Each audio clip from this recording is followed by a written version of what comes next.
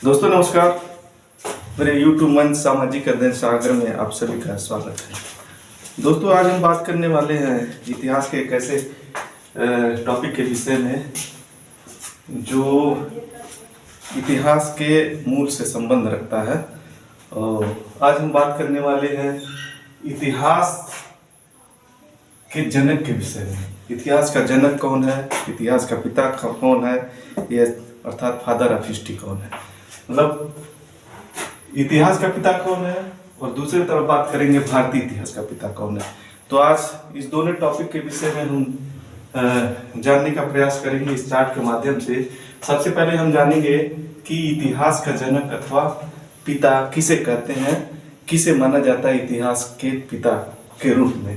तो चलिए देखते हैं। सबसे पहले इतिहास के पिता को माना जाता है हेरोडोटस को। हेरोडोटस को इतिहास का जनक अथवा पिता माना जाता है। हेरोडोटस को इतिहास का जनक अथवा पिता माना जाता है। हेरोडोटस का जन्म एशिया माइनर ध्यान देंगे, हेरोडोटस का जन्म एशिया माइनर के हेलिकार्नेसस में हुआ था। हेरोडोटस का जन्म एशिया माइनर के हेलिकार्नेसस में 384 ईसा पूर्व को हुआ था। 384 ईसा पूर्व का मतलब ईसा मसीह के जन्म से 384 वर्ष पहले हेरोडोटस का जन्म एशिया माइनर में हुआ था। हेरोडोटस का जन्म एशिया माइनर में के हेलिकार्नेसस में 384 ईसा पूर्व को हेरोडोटस का जन्म हुआ था। अब थोड़ी बात करते हैं एशिया माइनर क्या होता है, किसे कहते हैं एशिया माइनर। तो एशिया माइनर की अगर हम बात करें तो एशिया माइनर वह स्थान जहां एशिया और यूरोप की सीमा एक जगह लगती या सटती है। एशिया माइनर मतलब एशिया माइनर वह स्थान है जहां यूरोप और एशिया की सीमा एक जगह संपर्क करती है, एक जगह लगती है। उस जगह को एशिया माइनर बोलते हैं। वह जगह या स्थान पर रहने वाले वो जो एशिया और यूरोप की सीमा जहाँ एक जगह पर सटती है उस जगह को एशिया माइनर बोलते हैं। और उस जगह पर एशिया माइनर में कई सारे देश हैं। उस देश की अगर हम बात करें तो उस देश में Italy, Greece, Albania, Macedonia, Italy, Greece, Albania, Macedonia, Bulgaria, Libya, Egypt, Israel, Lebanon और तुर्की है। एशिया माइनर पर यानी कि यूरोप और एशिया की इस सड़ती हुई सीमा पर जो रहने वाले देश हैं उस देशों में है Italy, Greece, Albania, Macedonia, Bulgaria, Libya, Egypt, Israel, Lebanon और तुर्की है। लेकिन ये एशिया माइनर पे सटने वाले देश हैं, लेकिन मुख्य रूप से अगर कहा जाए तो तुर्की को वर्तमान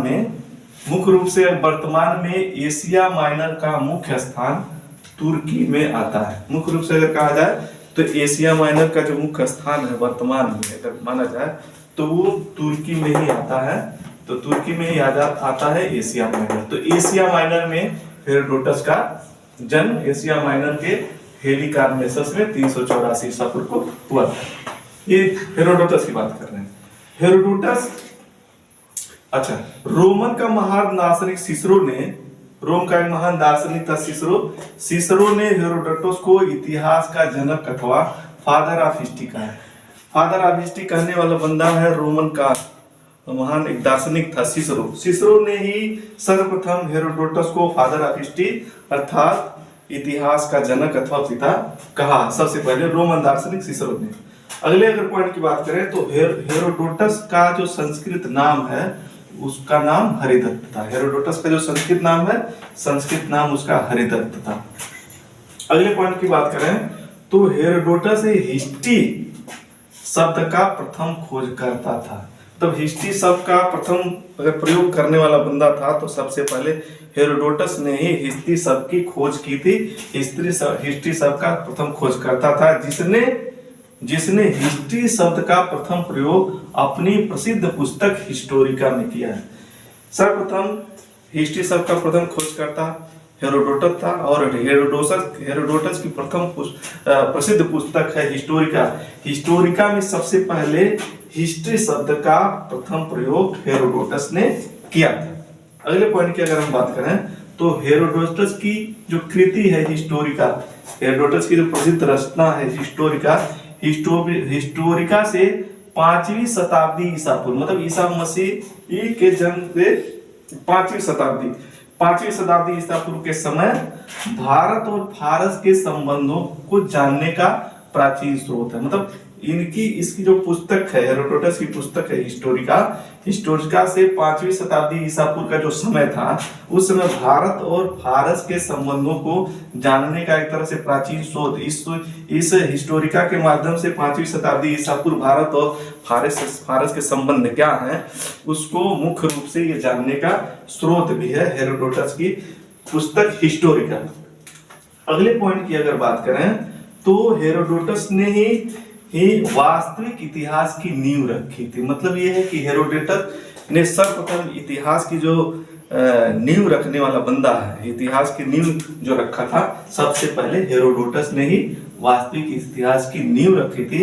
इसने अपने इतिहास का जो विषय बनाया था, जो इतिहास का इसने विषय बनाया था, एक युद्ध हुआ था पेलोपोनेशियन युद्ध, इस युद्ध को ही अपने इतिहास का विषय बनाया था। तो ये है इतिहास का जनक और उससे संबंधित कुछ मुख्य बिंदु जो हमने अभी आपसे चर्चा की स्टार्ट के माध्यम से। तो इतिहास का जनक यानी कि हेरोडोटस को इतिहास का जनक माना जाता है, फादर ऑफ हिस्ट्री माना जाता है। और रोम का महान दार्शनिक सिसरो ने ही हेरोडोटस को सबसे पहले फादर ऑफ हिस्ट्री के नाम से संज्ञा दी थी। अब बात करते हैं हम भारतीय इतिहास के जनक के विषय में। तो भारतीय इतिहास का जनक कौन है, किसे कहते हैं भारतीय इतिहास का जनक? मेगास्थनीज को भारतीय इतिहास का जनक अथवा पिता कहा जाता है। मेगास्थनीज को भारतीय इतिहास का जनक अथवा पिता कहा जाता है। अब बात करते हैं सिकंदर के साथ भारत आने वाले यात्रियों में। जो सिकंदर भारत पर आक्रमण किया था तो उसके साथ बहुत सारे लोग आए थे, उन्हीं में लेखक यात्री भी थे। तो सिकंदर के साथ भारत आने वाले यात्रियों में आनेसिक्रियट्स, एरिस्टोबुलस,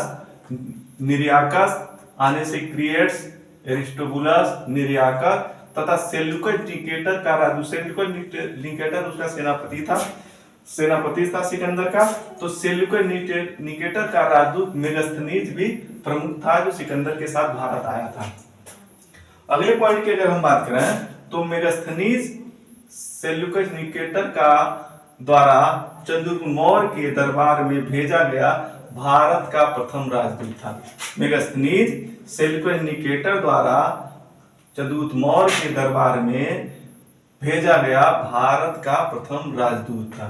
मतलब भारत का प्रथम राजदूत था कौन? मेगास्थनीज, जो सेल्यूकस निकेटर द्वारा चंद्रगुप्त मौर्य के, जब मगध में चंद्रगुप्त मौर्य का शासन था तो उस समय मेगास्थनीज को सेल्यूकस निकेटर ने भेजा था चंद्रगुप्त मौर्य के दरबार में।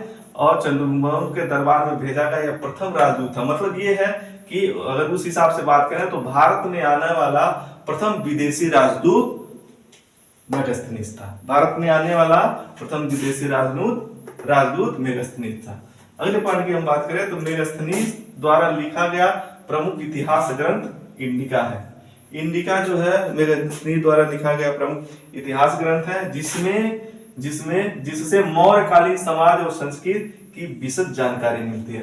मेगास्थनीज के जो ग्रंथ है इंडिका से मौर्यकालीन समाज और संस्कृति के विषय में बहुत सारी जानकारी मिलती है। इसकी जो रचना है मेगास्थनीज द्वारा लिखा गया रचना इंडिका से। अगले पॉइंट की बात करें तो इंडिका ग्रंथ मूल रूप से अप्राप्य है। इंडिका ग्रंथ मूल रूप से अप्राप्य है। अप्राप्य का मतलब ये होता है कि इंडिका का जो मूल ग्रंथ है, जो मूल मतलब मेगास्थनीज द्वारा जो लिखा गया मूल ग्रंथ है इंडिका, वो अप्राप्य है। अप्राप्य मतलब वो प्राप्त नहीं होता है। सिर्फ उद्धरण अनेक ग्रंथों में इसके पाए जाते हैं। मतलब इंडिका में जो चीज लिखी गई है उसका उदाहरण अन्य जो ग्रंथ उसके बाद लिखे गए उसमें एक उदाहरण के रूप में लिखा जाता है कि मतलब इंडिका ग्रंथ में ये चीजें लिखी गई है। इसका उदाहरण बहुत सारे लेखक इंडिका से लेते हैं कि इंडिका में ये चीज लिखी गई थी। मतलब ये है कि वो इतिहासकार इंडिका के कुछ अंश पढ़े होंगे और उसका उदाहरण अपने ग्रंथों में दिए होंगे। तो ये पूरा आपका जो इतिहास, भारतीय इतिहास के जनक के विषय में हो गए कुछ प्रमुख बिंदु, और इतिहास के जनक के विषय में कुछ हो गए प्रमुख बिंदु। तो ये आपका हेरोडोटस को इतिहास का जनक और भारतीय इतिहास का जनक मेगास्थनीज को कहा जाता है। और ये वीडियो आपको कैसा लगा, मेरे इस वीडियो को लाइक करिए और शेयर करिए अपने दोस्तों के साथ और मेरे चैनल को सब्सक्राइब करिए। जय हिंद, जय भारत।